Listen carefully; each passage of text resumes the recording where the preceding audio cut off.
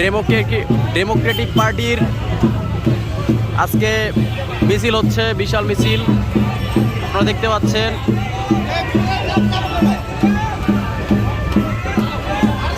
Democratic পার্টির মিছিল হচ্ছে আজকে, এখানে কিন্তু অনেক মানুষের সমাগম হচ্ছে। এখানে কিন্তু আমরা দেখতে পাচ্ছি সামনে বাইক আছে, এই যে দেখা যাচ্ছে বাইক নিয়ে র্যালি করতেছে এরা।